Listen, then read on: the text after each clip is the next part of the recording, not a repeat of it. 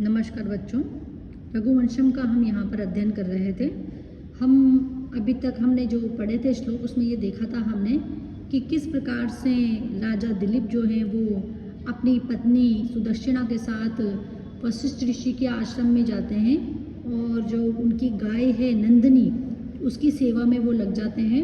किस प्रकार से उसकी सेवा करना वो प्रारंभ कर देते हैं, क्योंकि उन्हें जो है इंद्रदेव के द्वारा जो श्राप की प्राप्ति हुई थी उसकी मुक्ति तभी संभव थी जब नंदिनी गाय उन्हें प्रसन्न होकर के पुत्र प्राप्ति का वरदान प्रदान करे। तो इसी प्रकार की बात का इसमें आगे वर्णन किया गया है।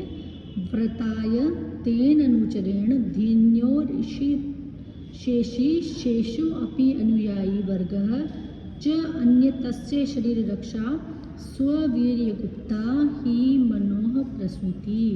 देखो बच्चों, यहाँ पर क्या बताया गया है कि जो राजा दिलीप थे वो तो खुद ही अपनी सेवा करने में, खुद ही अपना देखभाल करने में समर्थ थे। इसके पहले वाले श्लोक में हमने पढ़ा था कि उन्होंने अपनी पत्नी को वापस लौटा दिया।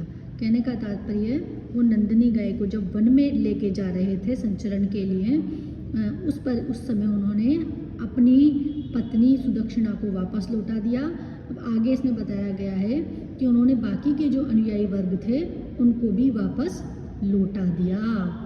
व्रताय तेन अनुचरेण, ताय धेनो अनुचरण, धेनो गाय के अनुचरेण सेवा करने में लगे हुए। कौन? व्रत, जिन्होंने व्रत धारण कर रखा था। किसने? राजा दिलीप ने। व्रताय कि जिन्होंने व्रत धारण कर रखा था राजा दिलीप ने, ऐसे तेन अनुचरेण उस नंदिनी गाय की सेवा में लगे हुए। कौन? राजा दिलीप। इन्होंने जो है शेषो अपि अनुयायी वर्ग, और अन्य सभी जो उनके अनुयायी थे, जो सेवक वर्ग थे, उन सबको भी वापस भेज दिया। और क्या बताया गया है?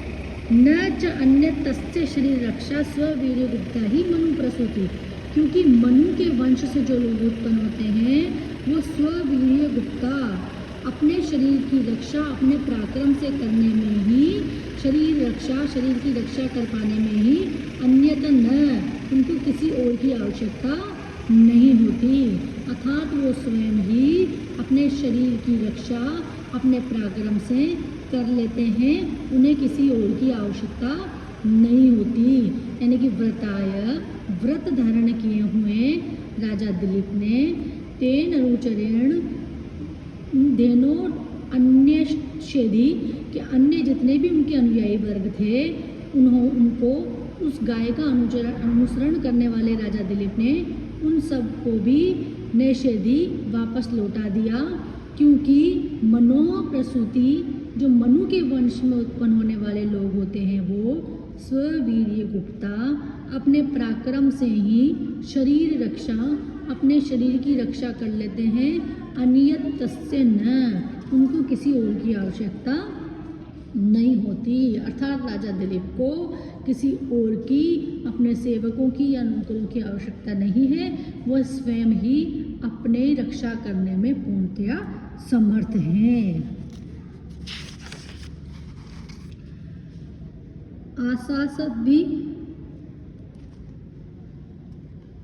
आशासद भी कवले तृणानाम कंडुयेन दंश निवारणेश्च अव्यावते स्वरे गते च स तस्य सम्राट समाराधन तत्परा अभूत। देखो इसमें क्या बताया गया है कि वो महाराज जो थे वो अपने ही पराक्रम से अपने स्वयं की भी रक्षा कर सकते थे और उस गाय की भी जो है वो रक्षा करने में समर्थ थे। अर्थात गाय की रक्षा करने में भी वो पूरी तरह से समर्थ थे। जब वो गाय है, जब वो स्वास्थ्य युक्त कोमल घासों को खाती तो वो रुक जाते थे।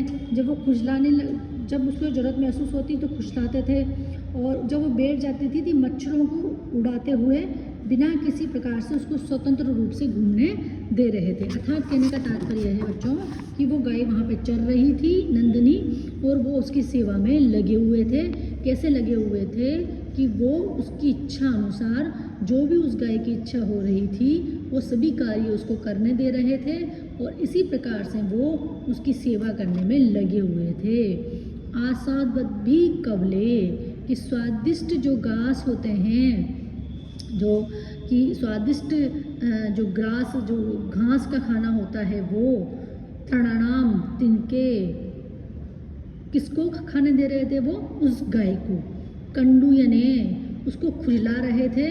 दंश निवारणेश्च और इसके साथ ही उसके जो दंश थे, दंश का मतलब जो मच्छर मक्खी आदि आकर उस पर बैठ रहे थे, उनका निवारण भी वो कर रहे थे। अव्याहते सवे गते स तस्या अव्यवहते बिना किसी प्रकार के व्यवधान के, सवे गते अपनी ही गति से चलती हुई, स उस नंदनी तस्या उस नंदनी गाय की, सम्राट जो सम्राट थे वो समाराधन तत्परा अभूत उसकी समाराधन करने में, उसकी आराधना करने में, उसकी सेवा करने में तत्पर थे। कहने का तात्पर्य ये है कि वो जो राजा दिलीप थे वो हर प्रकार से नंदिनी गाय की सेवा शुश्रूषा करने में तत्पर थे। अगर वो स्वादिष्ट घास खा रही थी, तिनके के घास खा रही थी, तो वो खाने दे रहे थे, उसको वो खुजला रहे थे जहाँ जहाँ उसको आवश्यकता महसूस हो रही थी। और दंश निवारण है, इसके साथ साथ ही मक्खी मच्छर आदि जो भी दंश हैं उनका निवारण भी वो कर रहे थे। अव्यवहते स्वगते अपनी ही बिना किसी व्यवधान के अपनी गति से उसको जाने आने दे रहे थे जहाँ भी वो आना जाना चाहती थी। और वो जो सम्राट थे वो उसके समाराधन तत्परो अभूत उनका समाराधन करने में, उसकी जो है सेवा शुश्रूषा करने में तत्पर थे। सम्राट हर प्रकार से उसकी सेवा शुश्रूषा कर रहे थे और इस कार्य में वो लगे हुए थे, तत्पर थे। अर्थात उसको अपनी इच्छा से खाने दे रहे थे, अपनी इच्छा से चलने दे रहे थे।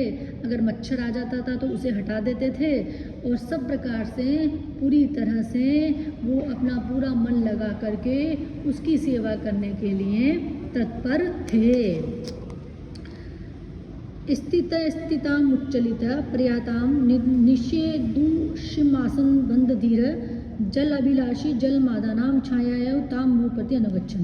अब देखो इसमें भी वही बात बताई गई है कि राजा दिलीप जो है वो पूरी तरह से नंदिनी गाय की सेवा शुश्रूषा में लगे हुए थे। यानी कि वो जैसा जैसा नंदिनी गाय करती थी वैसा वैसा वो करते थे और उनकी सेवा करते थे और उसमें लगे रहते थे। स्थितः उसके स्थित हो जाने पर, स्थिताम वो भी स्थिर हो जाते थे। कहने का तात्पर्य ये है कि अगर नंदिनी गाय कभी चलते चलते रुक जाती थी तो वो भी रुक जाते थे। पर्यताम निषेदुष्यमासन बंद धीर कि वे पर्यताम वो चलती हुई वो जो गाय थी उस चलती हुई गाय के उच्चलितम पीछे पीछे ही चलते जाते थे। जैसे गाय चलती थी उसके साथ वो चलते जाते थे। और निषेदुषिम अगर वो बैठ जाती थी तो आसन बंद धीर वो स्वयं भी आसन बना करके बैठ जाते थे। जलम आददानाम जल की अगर उसको आवश्यकता होती थी तो जलाभी गामी छाया वनगच्छत तो जल उसको प्रदान करते थे जलाभिलाषी होकर के। इस प्रकार वो छाया के समान उसका अनुसरण कर रहे थे। कहने का तात्पर्य ये है कि चक्रवर्ती महाराज दिलीप जो हैं वो सब प्रकार से नंदिनी गाय की सेवा में लगे हुए थे। उसके झुकने पे वे रुक जाते थे, उसके चलने पे वे चलने लगते थे और अगर वो बैठ जाती थी तो वो खुद भी आसन बनाकर थोड़ी देर बैठ जाते थे। और जब कभी वो जल पीने के लिए अगर किसी पोखर या तालाब के पास जाती थी तो वो भी उसी समय जल पी करके अपनी प्यास बुझा लेते थे। कहने का तात्पर्य ये है कि वो किसी भी प्रकार से नंदिनी गाय की सेवा से दूर नहीं हो रहे थे और हर प्रकार से वो नंदिनी गाय की सेवा में लगे हुए थे। ऐसे ऐसे जो राजा हैं वो नंदिनी गाय की सेवा में किस प्रकार लगे हुए थे? ऐसे लगे हुए थे जैसे तो कोई छाया के समान लगे हुए थे। जैसे छाया अर्थात जो प्रतिबिंब होता है वो वही सब करता है जो हम करते हैं। तो उसी प्रकार राजा दिलीप भी जो है मानो नंदिनी गाय के लिए प्रतिबिंब के समान ही बन गए थे।